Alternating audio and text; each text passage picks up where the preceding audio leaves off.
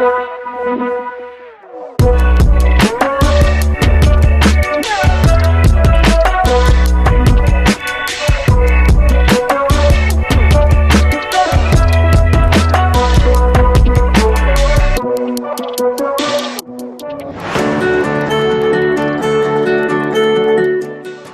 educación inclusiva busca que toda niña, niño y adolescente desarrolle su potencial con experiencias significativas para la vida.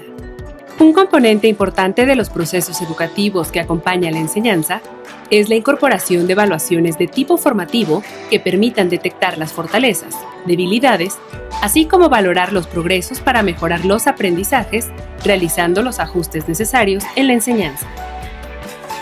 Diseñar y aplicar modelos de evaluación orientados a incentivar al estudiantado para obtener mayores logros permite atender la diversidad de intereses, estilos cognitivos, ritmos de aprendizaje y motivaciones, así como erradicar posibles barreras para los aprendizajes y la participación que impacten en la apropiación de conocimientos y en el desarrollo de habilidades. Desde la perspectiva de educación inclusiva, conocer mejor al estudiantado permite reemplazar evaluaciones sumativas que asumen la homogeneidad del grupo y categorizan a los estudiantes a partir de sus notas, clasificando los aprendizajes como éxitos o fracasos con base en criterios de cumplimiento y no en evidencias de lo que aprenden y saben. El uso de metodologías de evaluación formativa promueve la valoración continua, flexible y dinámica que permite el acompañamiento personalizado para hacer ajustes en la práctica docente. La evaluación formativa apunta a reconocer y estimular las habilidades más allá de categorías tradicionales, cuantitativas y cualitativas, para propiciar el uso de metodologías, técnicas e instrumentos diversos para la evaluación. Por ejemplo, entrevistas, encuestas, portafolios de actividades, exposiciones, prácticas, grabaciones, diarios, mapas mentales o sociogramas, entre muchas otras formas de expresar conocimientos.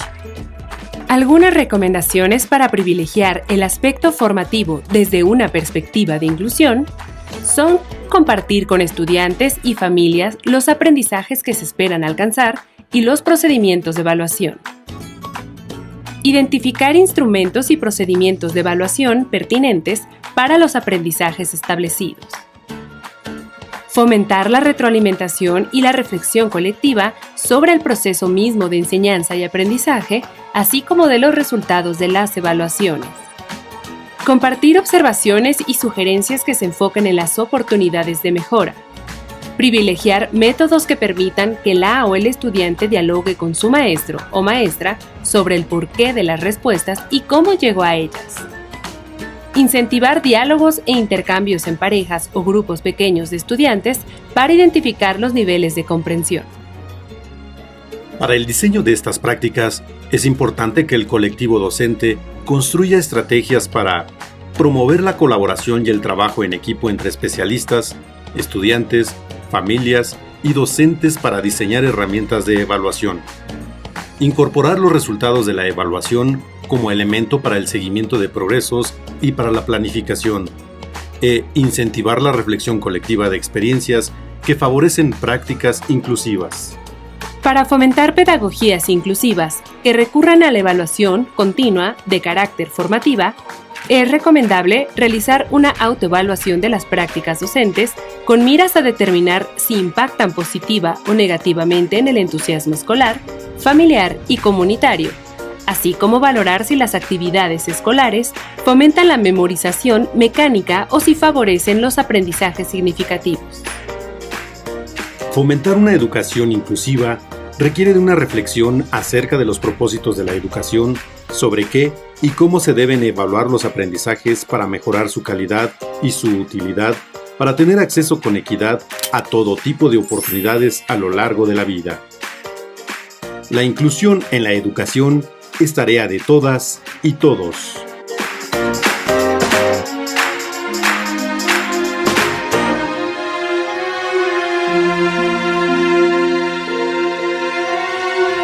Lo que vamos a denominar en el marco de este proceso de trabajo tareas auténticas.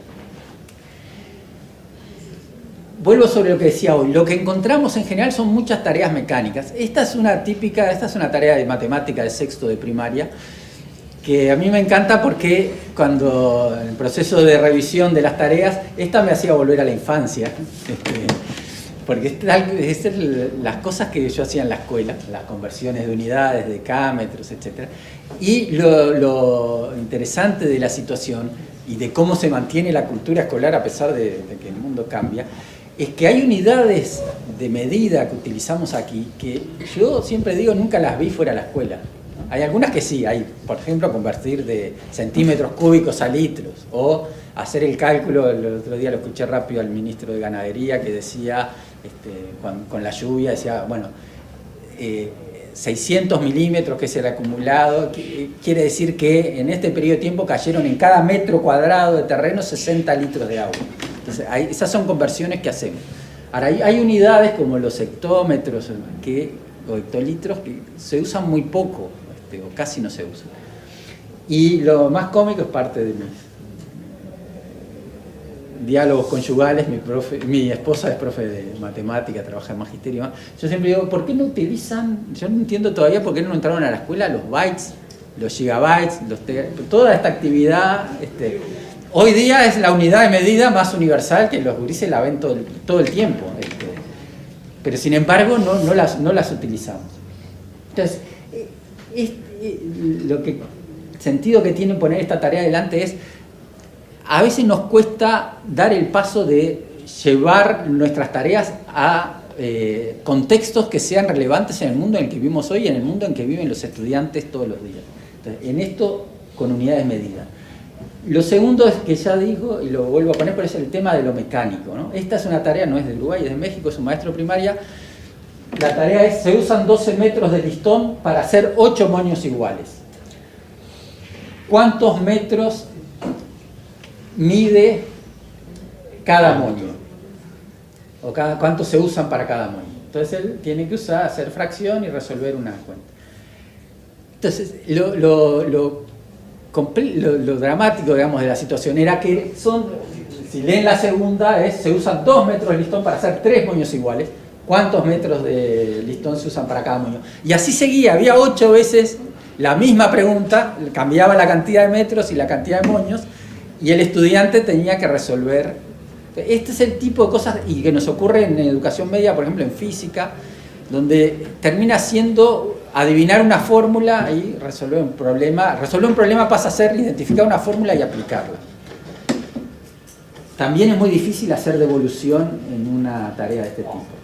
Esta, bueno, es otra de estas para mí son terribles porque son las que se resuelven no requieren ni siquiera saber la disciplina, ¿no? Basta con ser un buen usuario del idioma español para resolverla. La capa de grasa que tenemos bajo la piel es un aislante y tengo que elegir una de las palabras de abajo. Entonces, si yo soy un usuario medianamente bueno del español, sé que es un aislante colesterol, no pega, es un aislante vegetales, tampoco, es un aislante venas, tampoco, es un aislante animales, tampoco, es un aislante infartos, tampoco, es un aislante aminoácidos, tampoco, térmico. No hay otro, tiene que ser esa. Entonces, pero a veces, o sea, no dudo de la buena voluntad de quien genera esta actividad, pero falta una reflexión en el sentido de qué necesita hacer el estudiante para responder esta tarea. En este caso, ni siquiera saber los temas, basta con ser un buen usuario del lenguaje. Y luego el tema de las situaciones. Uno de los problemas que tenemos son lo que nosotros llamamos en esta investigación que les comentaba, las situaciones disciplinares escolares. O sea, son situaciones con contenidos de la disciplina, pero que solo existen en la escuela. Esta es, y buena parte de lo que hacemos, aparte que enseñamos básicamente la física newtoniana, pero la enseñamos en contextos que nunca uno se va a encontrar. Este es un caso típico, un gato se mueve persiguiendo un ratón sobre una trayectoria rectilínea. Primer problema, difícil que el gato y un ratón corran en trayectoria rectilínea. El gato comienza a perseguir al ratón desde el reposo y alcanza una velocidad de 8 metros por segundo en 5 segundos. ¿Okay? Luego continúa moviéndose a velocidad constante durante 4 segundos más. Y bueno, y sigue toda la... O sea, primero, no es una situación plausible. Segundo, no es una situación en la que uno no va a utilizar nunca la física para indagar cuánto le lleva al gato a alcanzar al ratón, si lo va a alcanzar o no. ¿Cuál es el sentido de esto? A ver, acá hay un esfuerzo, no quiero deslegitimar el esfuerzo. Acá el esfuerzo del profe es ponerlo en una situación y que utilice los conceptos y las fórmulas de tiempo, velocidad, etcétera, para resolver una situación. No está mal por sí mismo. El problema es que deberíamos dar un paso más y es no quedarnos en esto y no quedarnos en la mecanización, sino llevar al estudiante a situaciones plausibles. Y voy a poner un ejemplo para desarrollar esta idea de tareas auténticas. Voy a poner una muy sofisticada como ejemplo, que es del propio Wiggins, que la toma de un profesor de matemática de 8º grado, que es una tarea bien interesante, que a cualquiera de nosotros nos llevaría un rato largo resolverla. Les pone a los estudiantes esta situación. Estás a cargo de la sección de envolver regalos en una tienda. En promedio, 24.000 clientes compran ropa en la tienda cada año. Y alrededor del 15% de esos clientes piden que la compra sea envuelta para regalo. Cada mes se venden aproximadamente 165 chaquetas, 750 camisas, 480 pantalones, 160 sombreros. El precio de las cajas para la ropa es el mismo. El metro de papel de regalo cuesta 5 pesos. Cada rollo de papel de regalo tiene 1 metro de ancho y 100 metros de longitud. Como responsable de la sección, necesitas planificar los costos para el año, y obviamente quieres ahorrar dinero lo más posible. ¿Cuál sería la forma de las cajas para pantalones, camisas, chaquetas y sombreros que requeriría la menor cantidad de papel de regalo?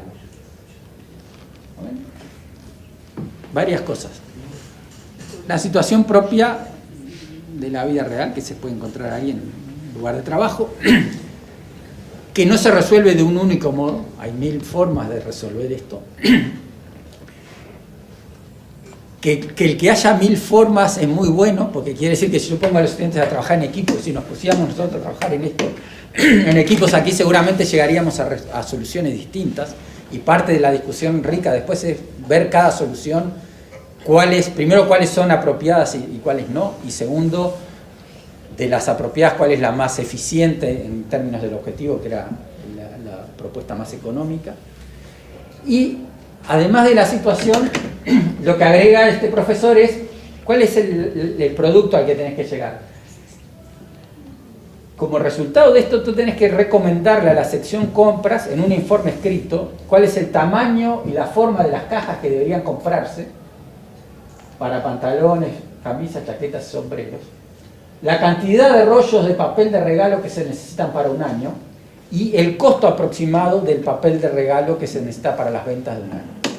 Y luego, ¿qué se va a tener en cuenta para evaluar el trabajo? La sofisticación matemática de la propuesta, los razonamientos y métodos matemáticos, la efectividad de la propuesta, la calidad del informe y la precisión de la propuesta. Entonces, ¿qué es lo que hay detrás y cómo define Wiggins una tarea auténtica a partir de este ejemplo? Él dice, una tarea auténtica tiene 6 características o propiedades centrales. Lo primero es que tiene un propósito al cual el estudiante tiene que llegar. Tiene que llegar a un producto, a un informe, en este caso a un informe escrito, a una determinada meta. No tiene que responder preguntas o resolver ejercicios en abstracto, sino tiene que llegar a un producto. Segundo, ese producto está destinado a alguien. El estudiante tiene que trabajar pensando en que está dirigiéndose, no que está repitiéndole al profesor lo que el profesor ya sabe, sino que está explicándole algo a un tercero. ¿Sí? Tiene una audiencia.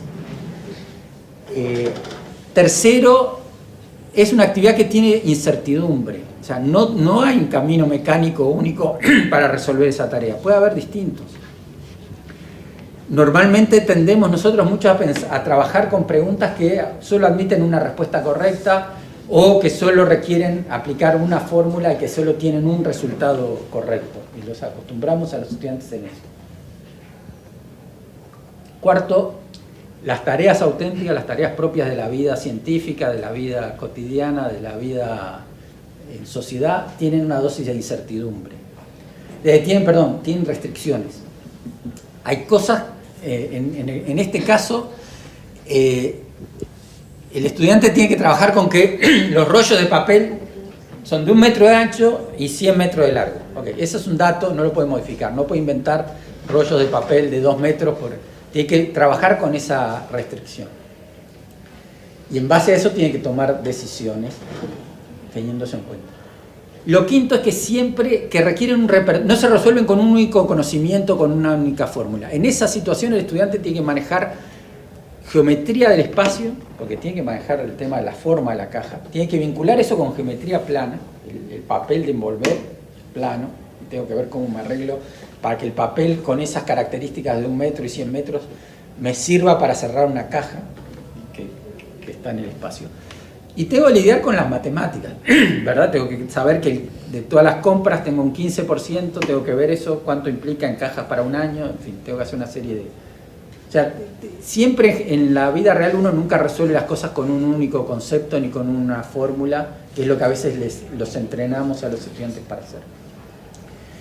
Y por último, y muy importante para el tema en el que venimos, que es el del carácter formativo de la evaluación, un trabajo de esto requiere un proceso, no se resuelve, no es un escrito de 40 minutos.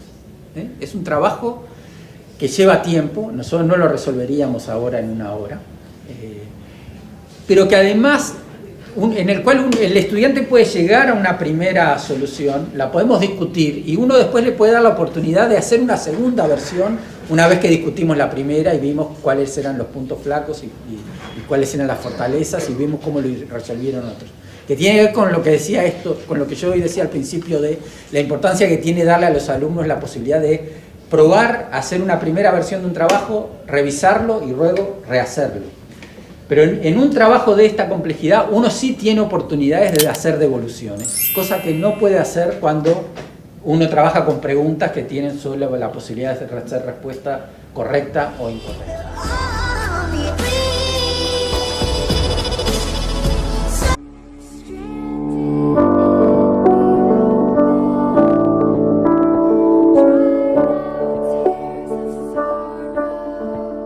Estoy en 6º grado de primaria y mi sueño en la vida es ser arquitecta.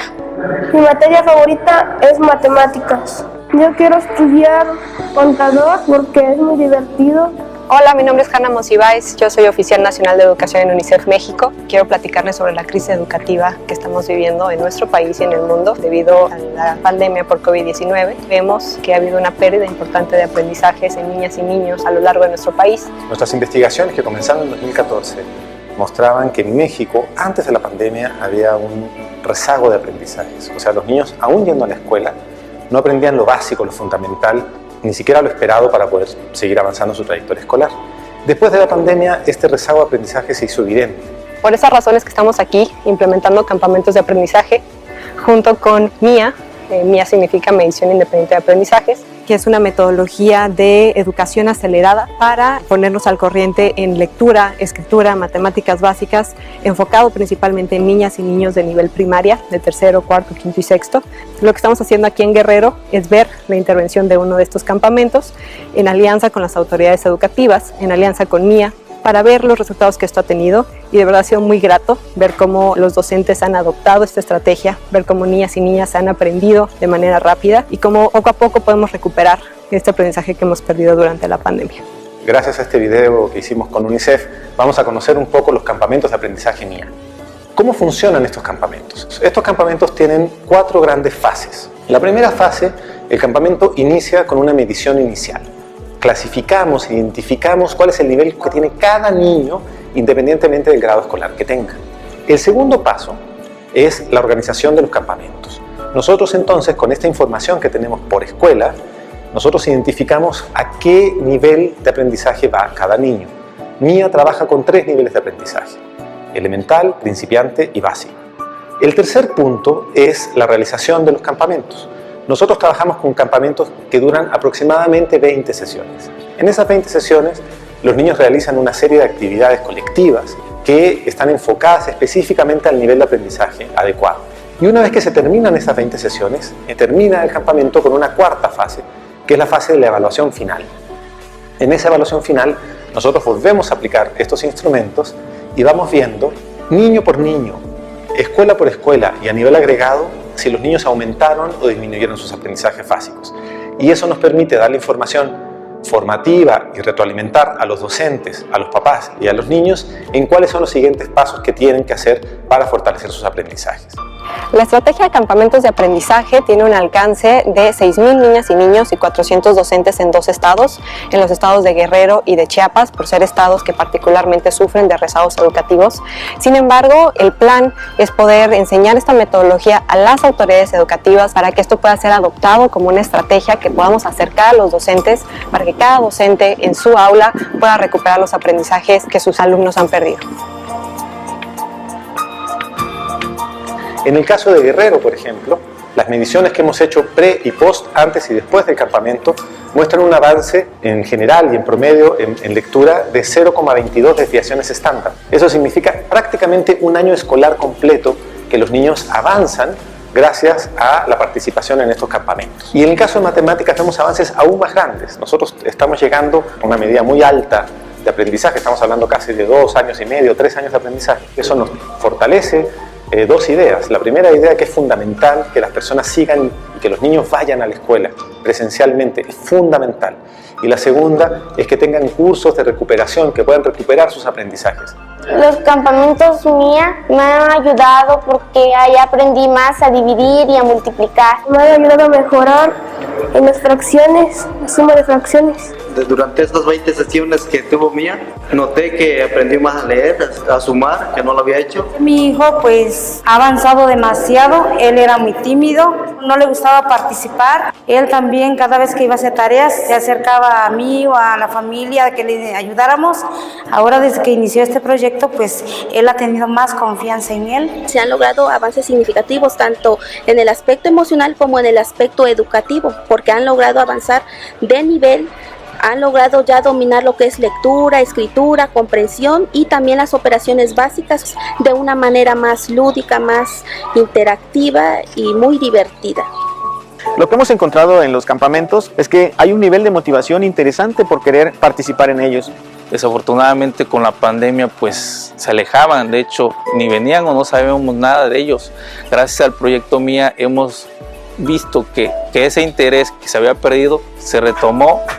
Estamos en una crisis educativa, por lo tanto creemos que esta metodología va a ser sumamente útil. Sabemos que los niños han regresado a la escuela con niveles muy diferentes. Es una situación excepcional la que estamos viviendo, por lo tanto tenemos que tomar medidas excepcionales para remediarlo.